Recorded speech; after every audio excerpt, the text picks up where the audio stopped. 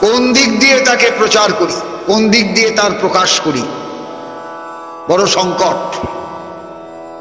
প্রভু নিত্যানন্দ সম্পর্কে কথা বলতে গেলেই বারবার মনে হয় তিনি যদি না আসতেন গৌরলীলায় তাহলে মহাপ্রভুর কোনো প্রচারই হতো না। তিনি যদি না আসতেন নবদ্বীপে তাহলে নবদ্বীপ ইতিহাসের প্রেক্ষাপটে হারিয়ে যেত, নবদ্বীপের কোনো পরিচয় হতো না। আমরা যতই শ্রীমন মহাপ্রভুকে সামনের সারিতে এনে দাঁড় করাই না কেন, গৌরহরি আছেন দূরের গ্রহের মতন উজ্জ্বল জ্যোতির্ময়। তার সেই উজ্জ্বল যে জ্যোতি, সেই জ্যোতিকে জগতের জীবের কাছে তুলে ধরল কে? আমি একটা প্রশ্নবোধক চিহ্ন রাখলাম সমস্ত বৈষ্ণব জগতের কাছে, যারা নিত্যানন্দ সম্পর্কে এখনো সন্দিহান, যারা নিত্যানন্দ সম্পর্কে এখনো আলোচনাকে যতটা কম পারেন সেটা করে থাকেন, তাদের কাছে আমার সবিনয়ে নিবেদন, একটু নিত্যানন্দ সম্পর্কে ভাবার সময় এসেছে, নিত্যানন্দ সম্পর্কে একটু আলোচনার সময় এসেছে, নিত্যানন্দের গতিবিধি সম্পর্কে আমাদের একটু জানবার সময় এসেছে। আমরা নিত্যানন্দকে সত্যিই জানি না। অসাধারণ চরিত্রের এই পুরুষটি সম্পর্কে যে দিকগুলো উদ্ভাসিত হয়ে উঠেছে শ্রী চৈতন্য চরিতামৃতে, শ্রী চৈতন্য ভাগবতে বা অন্যান্য চৈতন্য লীলাগ্রন্থে কিংবা নিত্যানন্দ বিষয়ক পদাবলিতে, সেখানে নিত্যানন্দ এক অতিমানসিক চরিত্র, অমানবিক, তার অসাধারণ গুণসমৃদ্ধ চরিত্র। মানুষ দিয়ে, মানুষের মানে দিয়ে মাপক দিয়ে তাকে মাপা যায় না। তিনি যেন গ্রহান্তরের এক অসাধারণ ব্যক্তি, এসেছিলেন এই ধরার ধুলিতে আমাদের সকলকে উদ্ধার করবার জন্য। ভাবতে পারেন জায়গাটা। রবীন্দ্রনাথের একটা গান আছে, কোন আলোকে জ্বালিয়ে, কোন আলোকে প্রাণের প্রদীপ জ্বালিয়ে তুমি ধরায় আসো। একটা গান আছে, ভারী সুন্দর লাগে আমার। গানটা যখনই কোথাও হয় আমি চুপ করে শুনে যাই। আমার অসাধারণ লাগে, যেন নিত্যানন্দ সম্পর্কে রবীন্দ্রনাথ একদিন এই গানটা লিখেছিলেন। সাধক গো, প্রেমিক গো, রসিক গো, ধরায় আসো। কোন আলোতে তুমি প্রাণের প্রদীপ জ্বালিয়ে একদিন এসেছিলে বলতো প্রভু?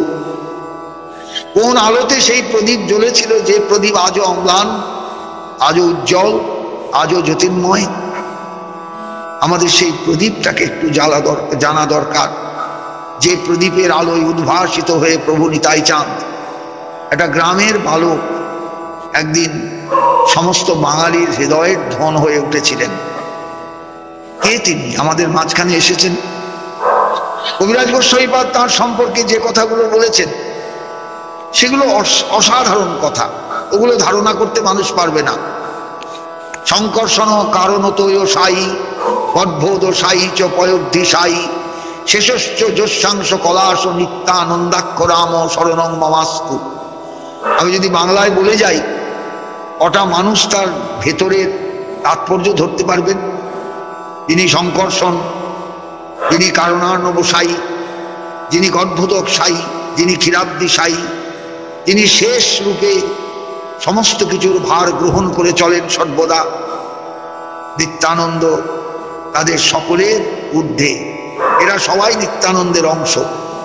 সংকর্ষণ তার অংশ, কারণার্ণব সাই প্রথম পুরুষাবতার তার অংশ, গর্ভোদক সাই দ্বিতীয় পুরুষাবতার তার অংশ, ক্ষীরাব্দি সাই তৃতীয় পুরুষাবতার তার অংশ, শেষ তত্ত্ব তার অংশ।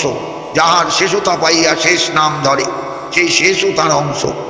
এহেন নিত্যানন্দকে আমরা বাঙালি বুঝতে পেরেছি কি? বোধ হয় নয়, আমার মনে হয় বোধ হয় নয়। আমার জীবনের সায়াহ্নবেলায় উপনীত হয়ে পাঠকতা জগতে দীর্ঘদিন বিচরণ করে একটা জিনিস উপলব্ধি করেছি, নিত্যানন্দ আমাদের ধরা ছোঁয়ার বাইরে।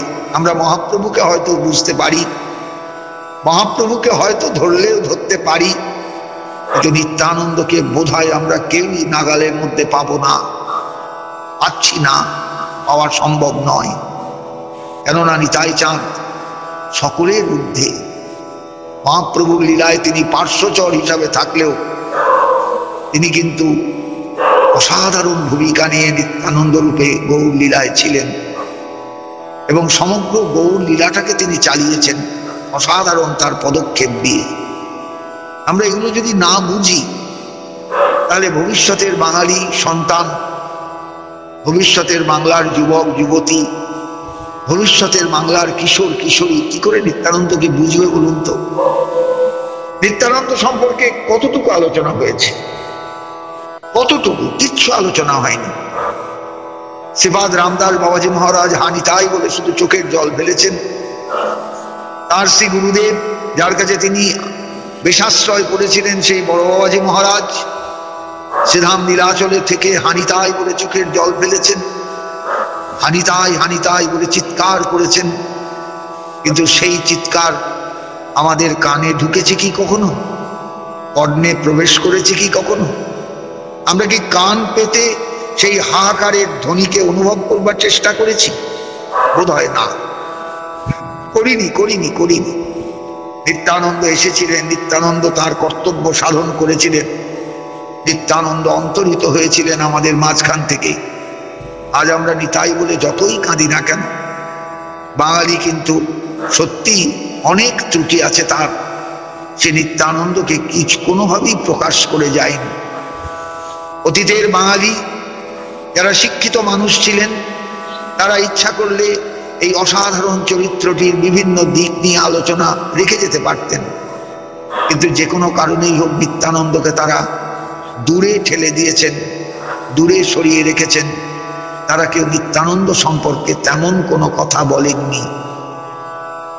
আমরা দেখেছি চৈতন্য লীলায় মহাপ্রভু নিত্যানন্দের চরণামৃত নিয়ে ভক্তদের দিচ্ছেন।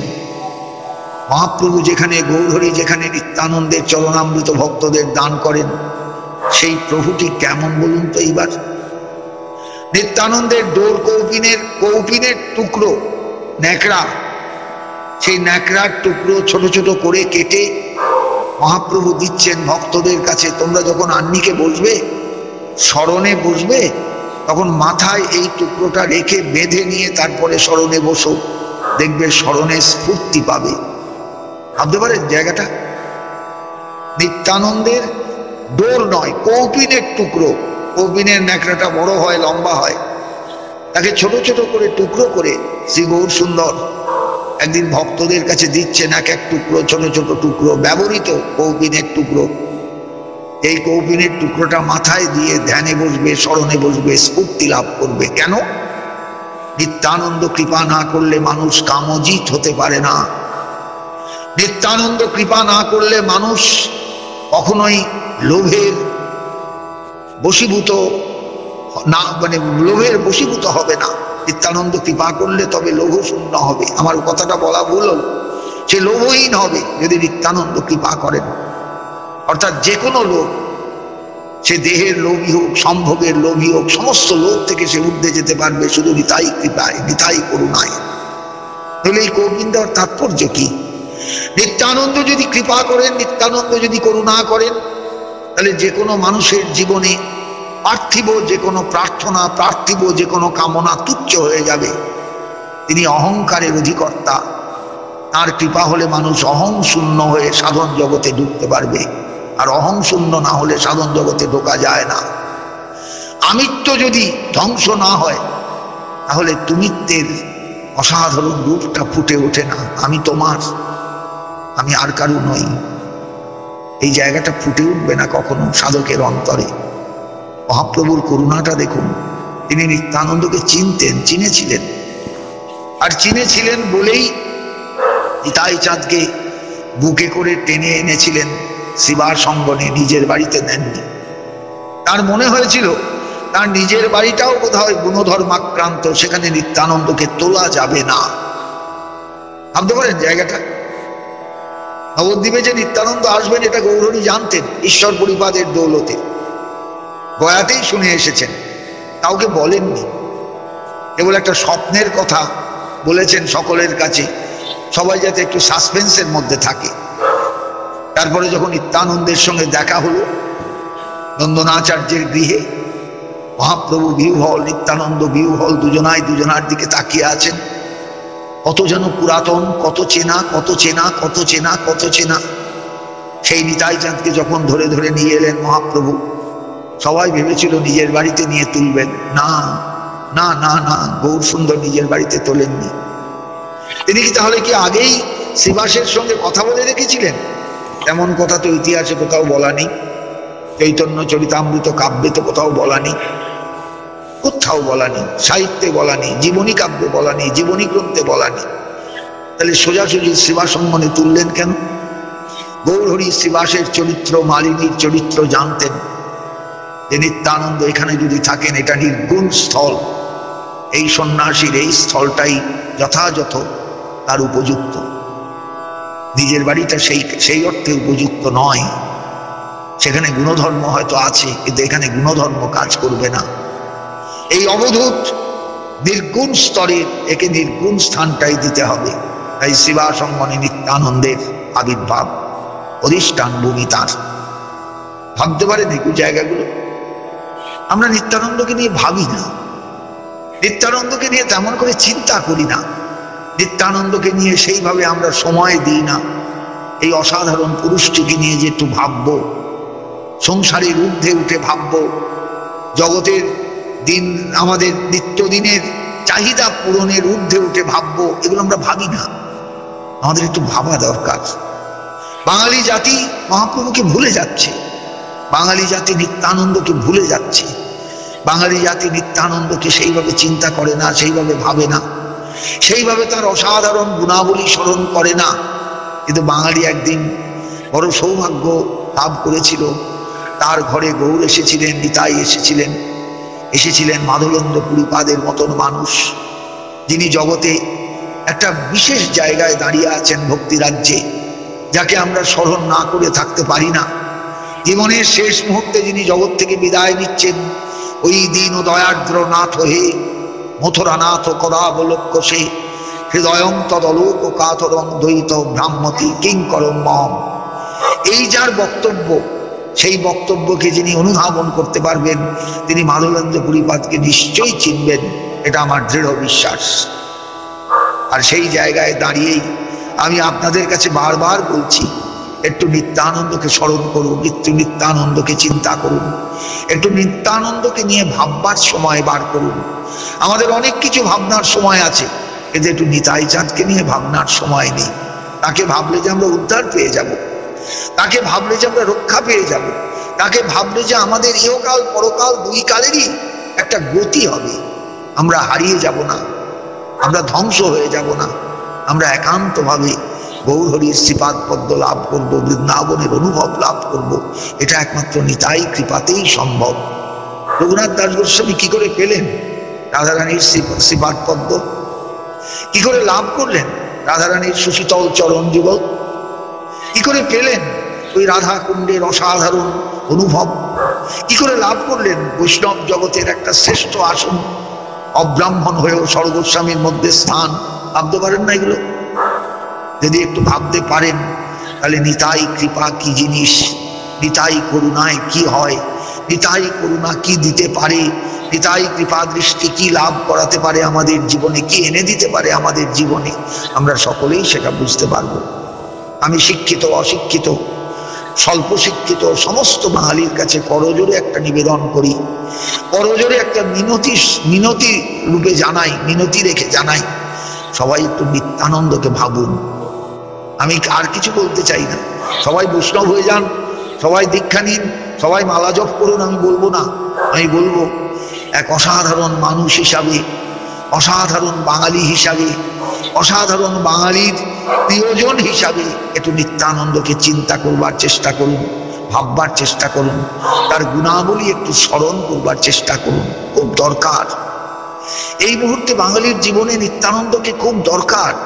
ওই রকম সংগঠক, ওই রকম অসাধারণ সংগঠক আজ থেকে কয়েকশো বছর আগে অন্ধকার সেই যুগে, মধ্যযুগের অন্ধকারে কি করে এলেন নবদ্বীপে? কোথায় শিখলেন এই সাংগঠনিক অসাধারণ যোগ্যতা? কোথায় পেলেন তিনি? আমরা কিন্তু সে সমস্ত ঘটনাবলী কিচ্ছু জানি না। নিত্যানন্দের জীবনের 20টা বছর আমাদের কাছে অজ্ঞাত। যদিও বৃন্দাবন দাস ঠাকুর মহাশয়ের মহাশয় তার নিজের গ্রন্থ শ্রী চৈতন্য ভাগবতে নিত্যানন্দের তীর্থযাত্রা সম্পর্কে বেশ কিছু উল্লেখ করেছেন স্থানের, ওই পর্যন্ত। স্থানগুলো তো আমরাও চিনি, ওসব জায়গায় তো আমাদেরও এখন যাতায়াত আছে, কিন্তু তাই বলে নিত্যানন্দ সেই স্থানগুলোতে গিয়ে কি কুড়িয়েছেন, কি লাভ করেছেন, আর সেই অভিজ্ঞতাকে কিভাবে নবদ্বীপ লীলায় শ্রী গৌরাঙ্গের পাশে এসে দাঁড়িয়ে কিভাবে সেই অভিজ্ঞতাকে কাজে লাগালেন, আমরা সেটা যদি ভাবি তাহলে তো অবাক হয়ে যাব। এই সাংগঠনিক দক্ষতা তাকে কে দিল? এই অসাধারণ জীবপ্রেম তাকে কে শেখালো? ওই যে বললাম বিশ্বকবির গান, কোন আলোকে প্রাণের প্রদীপ জ্বালিয়ে তুমি ধরায় আসো, সাধক গো প্রেমিক গো রসিক গো ধরায় আসো। তিনি এমন একটা আলোতে প্রাণের প্রদীপ জ্বালিয়ে এসেছিলেন, যে প্রদীপের প্রজ্জ্বল আলোক শিখা যদি আমরা একটু অনুভব করি, আমরা কৃতার্থ হয়ে যাব, আমরা ধন্য হয়ে যাব, আমাদের জীবন সার্থক হবে, আমাদের সমস্ত কিছু সার্থক হবে। আসুন একটু নিত্যানন্দকে ভাববার চেষ্টা করি। আমার এই আলোচনা শুধু নিত্যানন্দ সম্পর্কিত আলোচনা থাকবে। আমি জানি না কতটুকু পর্যন্ত আপনাদের কাছে যেতে পারবো, নিতাই চাঁদকে নিয়ে কি কি আলোচনা আপনাদের কাছে রাখতে পারবো কিছু জানি না। আমি সবটাই ছেড়ে দিয়েছি প্রভু নিতাই চাঁদের চরণে, যে তিনি যেমন বলাবেন, তিনি যেমন ভাবাবেন, তিনি যেমন আমাকে বক্তব্য পরিবেশনের ক্ষমতা দেবেন, আমি সেইভাবেই আপনাদের কাছে পৌঁছবার চেষ্টা করব। নিতাই চাঁদ না হলে আমাদের সত্যিই গতি নেই। গৌরহরিকে বুঝতে আমাদের নিতাই চাঁদের কৃপা দরকার, বৃন্দাবনকে ভাবতে আমাদের নিত্যানন্দের করুণা দরকার, রাধারানীর সুশীতল শ্রীচরণকে বুঝতে আমাদের নিত্যানন্দ করুণা দরকার। ঠাকুর মহাশয় এই জন্য লিখেছিলেন তার পদে, আর কবে নিতাই চাঁদ করুণা করিবে, সংসার বাসনা মোর কবে তুচ্ছ হবে, বিষয় ছাড়িয়া কবে শুদ্ধ হবে মন, কবে হাম হেরব সেই বৃন্দাবন, সেই বৃন্দাবন যা চোখ দিয়ে দেখা যায় না, যেখানে অনুভবে যেতে হয়।